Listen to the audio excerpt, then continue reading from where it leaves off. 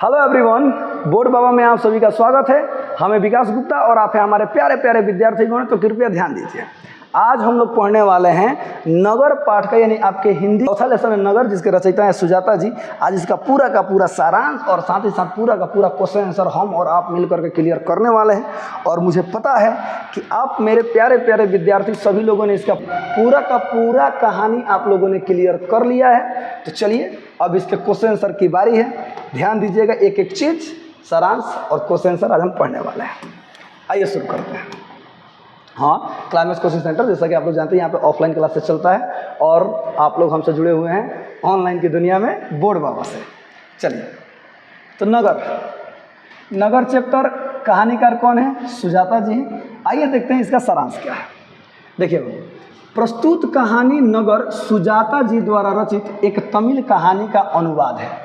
यानी ये तमिल में लिखा गया कहानी नगर है, जिसको हिंदी में अनुवाद किया गया है। देखिएगा, इसका अनुवाद के जमुना ने किया है। किसमें? हिंदी में। प्रस्तुत कहानी नगर की स्वार्थ भरी जिंदगी और बिकती मानवता को दिखाने का प्रयास है। यानी प्रस्तुत कहानी जो नगर है ना, इसमें देखिए स्वार्थ भरी जिंदगी और बिकती मानवता, यानी कि इंसान बिक रहे हैं, इस चीज़ को इस कहानी में दिखाया गया है। देखिए, तमिलनाडु के मदुरै नगर में वली अम्माल, यानी वली अम्मा बोल सकते हैं, वली अम्माल नाम की एक औरत अपनी बेटी पापाती, सुनिएगा पापाती, ठीक है, का इलाज कराने गांव से आती है। ओके, गांव से आती है। वह गरीब है, यानी जो वली अम्मा है वो क्या है? गरीब है। अस्पताल के बड़े डॉक्टर उसे देखते हैं और तुरंत भर्ती करने का आदेश देकर चले जाते हैं। अस्पताल में, सरकारी अस्पताल होता है, जो बड़े डॉक्टर होते हैं ना, वो पापाती को देखते हैं और कहते हैं कि नहीं, इसको जल्दी से हॉस्पिटल में भर्ती कराइए, और ये आदेश देकर के चले जाते हैं। वली अम्मा अपनी बीमार बेटी को वहीं छोड़कर उसे भर्ती कराने की प्रक्रिया में लग जाती है। बेचारी सुबह से दोपहर तक इधर उधर भटकती रहती है, लेकिन बेटी को भर्ती नहीं किया जाता है। सुबह से दोपहर तक इधर उधर बेचारी वली अम्मा भटक रही है, पढ़ी लिखी नहीं है, अनपढ़ है। पूरा का पूरा एक एक लाइन कहानी में आपको समझाया गया था। नहीं समझे तो जल्दी से ये डिस्क्रिप्शन बॉक्स में और पूरा का पूरा कहानी देख लीजिए, आपको हर एक चीज़ समझ में आ जाएगी क्या इसमें पढ़ाया जा रहा है। समझिएगा ठीक से। तो एकदम सुबह से लेकर दोपहर तक बेचारी भटक रही है, लेकिन कोई भी पूछने वाला नहीं है, यानी उसको भर्ती नहीं किया जा रहा है। आगे देखिए, कहा जाता है कि अभी कोई सीट खाली नहीं है, कल सुबह 7:30 बजे आना, भर्ती कर लिया जाएगा। इधर से उधर आने जाने में वह यह भूल जाती है कि उसने अपनी बेटी को कहाँ छोड़ा है। इधर से उधर आने में, करने में वह बेचारी भूल जाती है कि उसने अपनी बेटी को कहाँ छोड़ कर आया था। इन वो रास्ता भी भटक जाती है, हॉस्पिटल के अंदर ही वो भटक जाती है। जरा सोचिए। अब आगे देखिए, किसी तरह बाहर निकलती है तो उसे याद आता है कि किसी दरवाजे के अंदर उसकी बेटी है। किसी तरह वो, मतलब जब किसी तरह इधर उधर ढूंढती है तो अंत में उसको याद आता है कि किसी दरवाजे के अंदर अपनी बेटी को छोड़ करके गई थी। अब आगे देखिए, वह दौड़कर दरवाजे पर जाती है, दरवाज़ा बंद है। यानी जिस दरवाजे के अंदर उसकी बेटी है ना, वहाँ पर दौड़ कर जाती है, वो दरवाज़ा बंद है। वह कहती है कि उसकी बेटी अंदर है, उसे अंदर आने दे। परंतु वहाँ खड़े आदमी ने उससे कहा कि अभी अस्पताल बंद हो चुका है, कल सुबह यहाँ आए। ज़रा सोचिए, कल सुबह, यानी कहानी में लिखा गया था कि 3 बजे आना। कितने बजे आना? 3 बजे आना। ध्यान दीजिएगा, यानी कि वो दरवाज़ा क्या था? बंद हो गया था। और बेचारी वली अम्मा अपने बेटी से मिलने जाना चाहती थी। देखिए, अभी भर्ती नहीं किया गया है, अंदर है बेटी, लेकिन उसे मिलने नहीं दिया जा रहा है, दरवाज़ा बंद है और बोला जाता है कि जाइए आप 3 बजे आइए। अब आगे देखिए, बेचारी की बीमार बेटी अंदर है, वह क्या कर सकती है? चुपचाप खड़ी रहती है। इस बीच वह देखती है कि कोई आदमी आता है और उस दरवाजे के अंदर खड़े आदमी को पैसा देता है, तो वह दरवाज़ा खोल देता है। झट से दरवाजे के अंदर वह भी घुस जाती है और अपनी बेटी को गोद में उठाकर बाहर चली जाती है। ध्यान दीजिएगा, बेचारी वली अम्मा को अंदर नहीं जाने दिया जा रहा है। बोला जा रहा है कि जाओ तुम 3 बजे आना, चलो चलो चलो, दरवाज़ा बंद हो चुका है। वहीं पे एक और आदमी आता है और जैसे ही पैसा देता है, घूस देता है ना, पहले गूंद दे उसके लिए दरवाज़ा खोल दिया जाता है। तो बेचारी वली अम्मा भी चालाक थी, उसी खुले दरवाजे में से घुस करके अंदर अपनी बेटी के पास चली जाती है और अपनी बेटी को लेकर कहाँ आती है? बाहर आती है।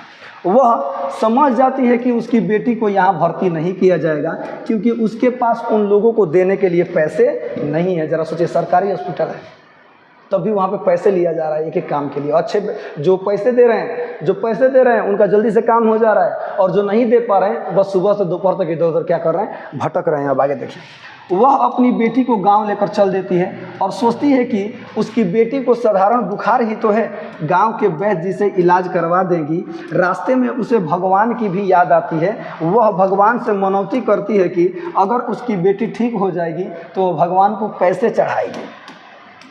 आगे देखिए, सबसे लास्ट लाइन है, लेकिन वो उस बच्ची को मेनिंजाइटिस नामक खतरनाक बुखार हो गया था, यानी उसको जो बीमारी हुआ था, जो बुखार हुआ था, मेनिंजाइटिस उसका नाम था।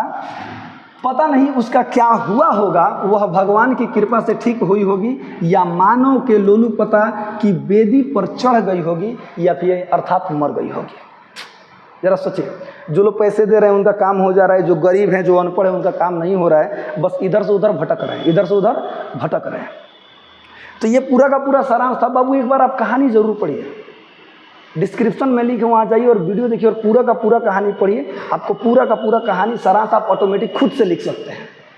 चलिए अब क्वेश्चन आंसर पे बाबू ध्यान देते हैं। ओके, चलिए 1 नंबर क्वेश्चन है, पपाती कौन थी, वह शहर क्यों लाई गई थी। ये मतलब उतने सालों में पूछ चुका है, देख लीजिएगा। पपाती कौन थी, वह शहर क्यों लाई गई थी। देखिएगा, पपाती गांव की एक गरीब विधवा माँ की बेटी थी, यानी एक विधवा माँ की बेटी थी। उसका नाम क्या था, वली अम्मा, यानी वली अम्मा। उसका नाम क्या था, वली अम्मा। उसे मेनिंजाइटिस नामक बुखार हो गया था। गांव के प्राथमिक चिकित्सा केंद्र से बाहर उसे शहर के डॉक्टर से इलाज करवाने की सलाह दी गई थी, इसलिए वह शहर इलाज के लिए लाई गई थी, यानी पपाती को लाया गया था। गांव का हॉस्पिटल में पहले उसकी माँ दिखाने जाती है, लेकिन वहाँ का डॉक्टर कहानी में क्या बताया गया था, एकदम डरा देते हैं कि नहीं इसको तेज बुखार, ये वो फलान ठिकान रेफर कर देते हैं कि ले जाओ शहर, मदुरई में ले जाओ। कहाँ ले जाओ, मदुरई के सरकारी हॉस्पिटल में लेकर जाओ, बड़ा हॉस्पिटल में लेकर जाओ। अगला क्वेश्चन देखिए, बड़े डॉक्टर ने अपने अधीनस्थ डॉक्टरों से पपाती को अस्पताल में भर्ती कर लेने के लिए क्यों कहा, विचार करें। यानी जो बड़े डॉक्टर थे ना, उनके साथ भी कुछ डॉक्टर थे जिनको वो सिखा पढ़ा रहे थे, उनसे क्यों कहा कि पपाती को क्या कर लीजिए, अस्पताल में भर्ती कर लीजिए। देखिए, बड़े डॉक्टर ने अपने अधीनस्थ डॉक्टरों से पपाती को अस्पताल में भर्ती कर लेने के लिए इसलिए कहा क्योंकि उन्हें लगा कि अगर उसे भर्ती नहीं किया गया तो कुछ अनहोनी हो जाएगी, अर्थात वह मर भी सकती है, क्योंकि उसे मेनिंजाइटिस नामक खतरनाक बुखार था, यानी बुखार हो गया था। और डॉक्टर उस रोग के बारे में अच्छी तरह से जानते थे और विदेश से पढ़ कर आए थे। ये बात हम लोगों ने कहानी में पढ़ा था। आगे देखिए, अगला क्वेश्चन है, वो बड़े डॉक्टर के आदेश के बावजूद पपाती अस्पताल में भर्ती क्यों नहीं हो पाती है। सुनिएगा, यानी बड़े डॉक्टर भी ऑर्डर देते हैं तब भी यह भर्ती नहीं हो पाती है। क्यों? बड़े डॉक्टर के आदेश के बावजूद पपाती अस्पताल में भर्ती इसलिए नहीं हो पाती है क्योंकि उसकी मां के पास अस्पताल के कर्मचारी की मुट्ठी को गर्म करने के लिए पैसे नहीं थे। यानी उस मां के पास पैसे नहीं थे कि उनको पैसा दे सके और अपनी बेटी के लिए एक बेड ले सके, यानी भर्ती करा सके। आगे देखिएगा, इस कहानी में पैसा लेकर अस्पताल में घुसने देने का नियम को दिखाया गया है। यानी इस कहानी में जो पैसा दे रहा था ना, सरकारी हॉस्पिटल है, पैसा दे रहे थे तो उसको अंदर बुला लिया जाता था, उसको भर्ती कर लिया जाता था, ऐसा वैसा उस कहानी में दिखाया गया था। आगे देखिए, वली अम्मा, यानी वली अम्मा का चरित्र चित्रण करें, यानी उनके बारे में बताएं। वली अम्मा गांव की एक गरीब विधवा है जिसकी बेटी बीमार हो जाती है। गांव के वैद्य ने उसे नगर में ले जाकर बेटी का इलाज का सलाह दिया। वह गरीब है परंतु साहस के बल पर अकेले ही बेटी की इलाज के लिए नगर चली जाती है। वह अनपढ़ थी परंतु अस्पताल में आई दिक्कतों का सामना करती है। बेचारी अनपढ़ है और अपनी बेटी को अपने साहस के दम पर बड़े अस्पताल में लेकर चली जाती है। किस अस्पताल में? मदुरई के सरकारी अस्पताल में लेकर चली जाती है। और देखिए, उसको बहुत सारे दिक्कतों का सामना करना पड़ा था। हम लोगों ने कहानी में देखा था ना, उसके पास पैसे नहीं थे, इसलिए वह जब देखती है कि यहाँ पैसा देकर अस्पताल के दरवाजे खुलवाए जाते हैं तो वह समझ जाती है कि उसकी बेटी का इलाज यहाँ नहीं हो पाएगा। वह नगर के गंदे स्वरूप को समझते हुए अपनी बेटी को अपने कंधों पर उठाकर पुनः घर की ओर चल पड़ती है और भगवान के भरोसे गाँव में ही इलाज करने के लिए सोच लेती है।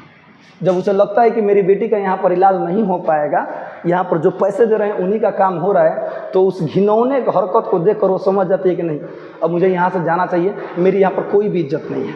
और अपनी बेटी को लेकर कहाँ चल देती है?